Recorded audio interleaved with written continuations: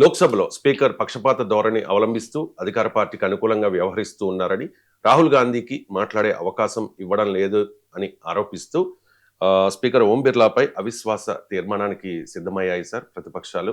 So 103 మంది విపక్ష సభ్యుల సంతకాలను కూడా ఇప్పటికే సేకరించారు.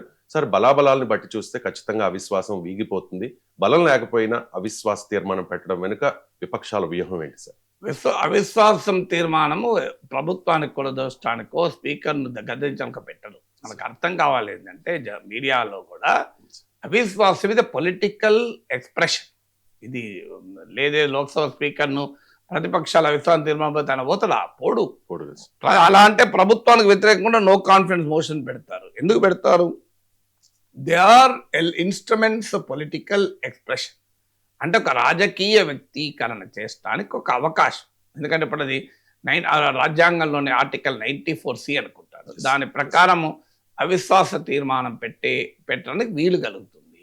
అవిశ్వాసం తీర్మానం పెట్టినప్పుడు దానిపైన చర్చ ప్రక్రియ, పార్లమెంట్లో సభాపతి వ్యవహరిస్తున్న తీరు, అధికార కూటమి వ్యవహరిస్తున్న తీరును దేశ ప్రజల ముందు పెట్టడానికి ప్రతిపక్షాలకు ఒక అవకాశం వస్తుంది. అందుకొరకు పెడుతున్నారు తప్ప అదేదో స్పీకర్ను గద్దదించడం కాదు కదా. ఇప్పుడు మీకు ఫండమెంటల్గా లోక్సభ స్పీకర్ వ్యవహార సరళి అభ్యంతరకరంగా ఉంది. మీరు చూడండి, కావాలంటే సంసద్ టీవీలో లోక్సభ స్పీకర్ చూడండి. నిన్న ఆఖరికి ఒక కాలమ్నిస్ట్ రాస్తాడు, అధికార పార్టీ వైపు స్మైల్ చేస్తున్నప్పుడు మీరు చూడండి ఓం బిర్లాను, నేను I'm here to protect your యొక్క తండ్రి తన బిడ్డల వైపు ఎలా ప్రేమగా నవ్వుతూ చూస్తాడో అలా కనపడుతుంది. అదే ప్రతిపక్ష వైపును చూస్తే వెకిలిగా, వ్యంగ్యంగా, అవమానకరంగా, అవహేళనకరంగా చూస్తుంటాడు. మీరు అబ్జర్వ్ చేయండి అని. నాకు అంత టైం లేదు, కానీ స్పీకరు ఆ సంసద్లో గంటల తరబడి నేను అబ్జర్వ్ చేయలేదు, కానీ అబ్జర్వ్ చేసి ఒక కాలమ్నిస్ట్ రాస్తాడు. సో అంత ఓపెన్గా పార్టీజాన్గా ఉంటున్నాడు, అనుమానం లేదు. ఇప్పుడు దేశ ప్రతిపక్ష నేతను మాట్లాడద్దంటాడు. ఇక్కడ లాజిక్ ఉందా? దేనికి కారణం ఏంటి అంటే జనరల్ నరవాణి బుక్ను కోట్ చేశాడు, అన్పబ్లిష్డ్ బుక్. పార్లమెంటరీ రూల్స్ ప్రకారము అన్పబ్లిష్డ్ బుక్స్ను కోట్ చేయకూడదు. ఫైన్. అప్పుడు రాహుల్ గాంధీ ఏం చెప్పాడు? అయ్యా, నేను అన్పబ్లిష్డ్ బుక్ను కోట్ చేస్తున్నాను, మీరు అభ్యంతరం చెప్తున్నారు.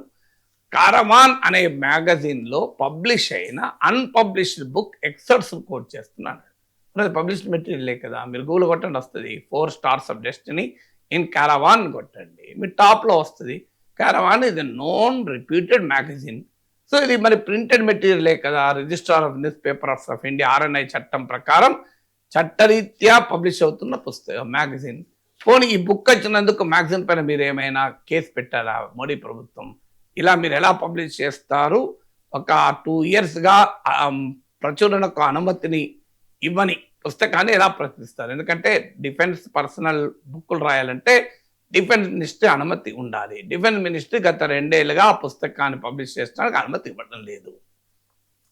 అనుమతి దానికి ఇంట్రెస్టింగ్ ఏంటంటే మీకు ఇంకో విచిత్రం చెప్తాను. ఆ పుస్తకానికి ముందు మాట రాసింది మోడీ ప్రభుత్వంలో మంత్రిగా ఉన్న జనరల్ VK సింగ్. ఆయన మంత్రిగా ఉన్న సమయంలో దీనికి ముందు మాట రాశాడు, ఈ పుస్తకం చాలా గొప్పది, దీన్ని అందరూ చదవాలని రాశాడు.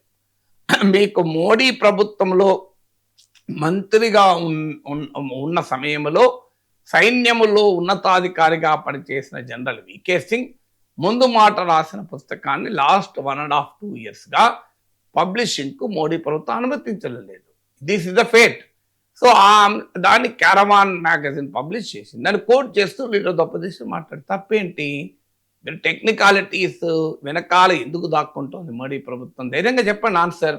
ఇప్పుడు ఈ అటల్ బిహారీ వాజ్పేయి టైంలో మీకు 10 నెలల పాటు సైన్యాన్ని సరిహద్దున మోహరించారు, ఆపరేషన్ పరాక్రమ్ పేరిట. అప్పుడు సైన్యాధిపతి అడుగుతాడు వాజ్పేయిని, క్యా కర్నా హై, హమారా క్యా మిషన్ క్యా హై, మీ పొలిటికల్ బాసెస్ ఆదేశం ఏంటి అని అడుగుతారు. ఎందుకంటే మన దేశంలో సైన్యము ఏ రకమైన చర్య తీసుకోవాలన్నా ప్రభుత్వం నిర్ణయం పేరుకే తీసుకుంటారు. అడిగితే ఆప్తో చెలియే హమ్ బతాయింగే అన్నట.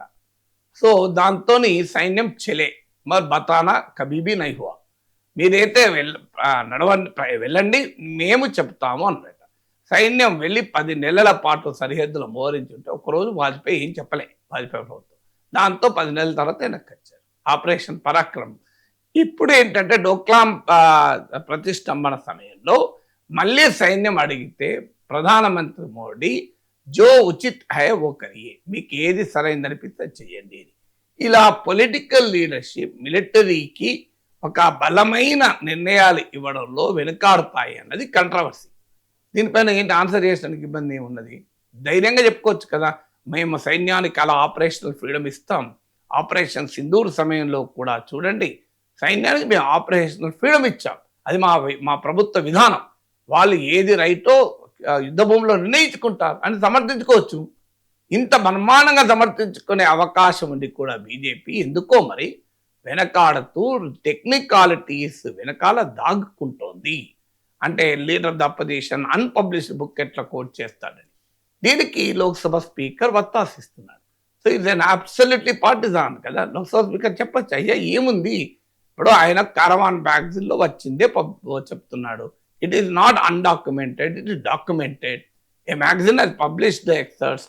ఆ ఎక్సర్ట్స్ కాదు అనుకుంటే పోలీసు ఇప్పటికే కేసు పెట్టేవారు కదా. ఇప్పుడు నిజంగానే జనరల్ నారవాణి రాసిన పుస్తకం అది కాకపోతే, లేదు జనరల్ నారవాణి పుస్తకం పబ్లిష్ కాకముందు, డిఫెన్స్ మినిస్ట్రీ అనుమతి ఇవ్వకముందు పబ్లిష్ చేయడమే నేరమైతే ఇప్పటి కేంద్ర ప్రభుత్వం కారవాన్ మ్యాగజైన్ మూసేయించేది కదా. అది జరగలేదు కదా. So when it is in public డొమైన్లో ఉన్న ఒక లిటరేచర్ను లీడర్ ఆఫ్ అపోజిషన్ కోట్ చేస్తే వద్దని చెప్పి గొడవ ఎందుకు నాకు అర్థం కాని అంశం. సో దాన్ని లోక్సభ స్పీకర్ అనుమతించడం ఏంటి? అక్కడితో మొదలైన కాంట్రవర్సీ. లీడర్ ఆఫ్ అపోజిషన్ మాట్లాడేవాడు, ఆఖరికి ప్రధానమంత్రి రాష్ట్రపతి ప్రసంగానికి ధన్యవాదాలు తెలిపే తీర్మానానికి ఆన్సర్ చేయాల్సింది పోయి రానప్పుడు అపోజిషన్ నిలదీస్తుంది. అయ్యా మరి ప్రైమ్ మినిస్టర్ ఎందుకు రాడు, లోక్సభకి ఎందుకు సమాధానం చెప్పాడు, is the leader of the house అంటే అప్పుడు స్పీకర్ నేనే వద్దన్న ఆయనను.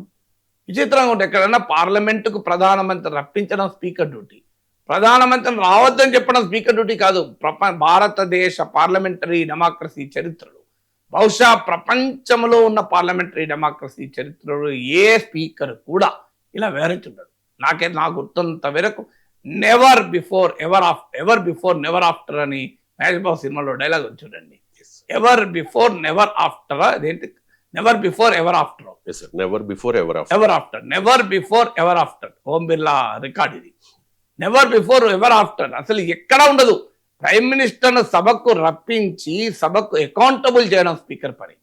హియర్ ఈజ్ స్పీకర్ హుసే నేనే వద్దన్నా అంటాడు. ఓకే వద్దన్నావు, దేనికి వద్దన్నావు? ఇంకా దారుణం, మహిళా ఎంపీలు కొడతారేమో అట. ఏంటిది మహిళా ఎంపీలు కొడతారేమో అని మీరే ఏదో అన్నారు అప్పుడు, ఓ టీడీపీ ప్రతినిధి కొరుకుతారేమో అన్నాడు అని దీపక్ రెడ్డి. సో నాకు నిజంగా అర్థం కాదు, కొడుకుడేది కొట్టుడేంటని ప్రైమ్ మినిస్టర్ను. అరే మార్షల్స్ ఉండరా, అధికార కూటమి సభ్యులు మెజారిటీ ఉండరా, ఎట్లా కొడతారండి ప్రైమ్ మినిస్టర్? నిజంగానే జరిగింది అనుకోండి, that is the end of the opposition. Ruling party బ్రహ్మాండమైన అవకాశం వస్తుంది కదా. సో అది లోక్సభ స్పీకర్ చెప్పేది. ఇది మహిళా ఎంపీలు తీవ్రంగా అభ్యంతరం చెప్పారు. మేము వెళ్ళి మోడీని కొడతామని ఏ ఆధారంగా చెప్తున్నారు నేను చెప్పి వాళ్ళు ఒక లేఖ రాశారు. ఇదంతా కాంట్రవర్సీ. సో ఓం బిర్లా మీకు లోక్సభ స్పీకర్గా ఆ పదవికి గౌరవాన్ని తేలేకపోయాడు కనుకనే, ప్రతిపక్షాలు అలా భావిస్తున్నాయి కనుకనే వారు ఆయన పైన అవిశ్వాస తీర్మానాన్ని మూవ్ చేస్తారు.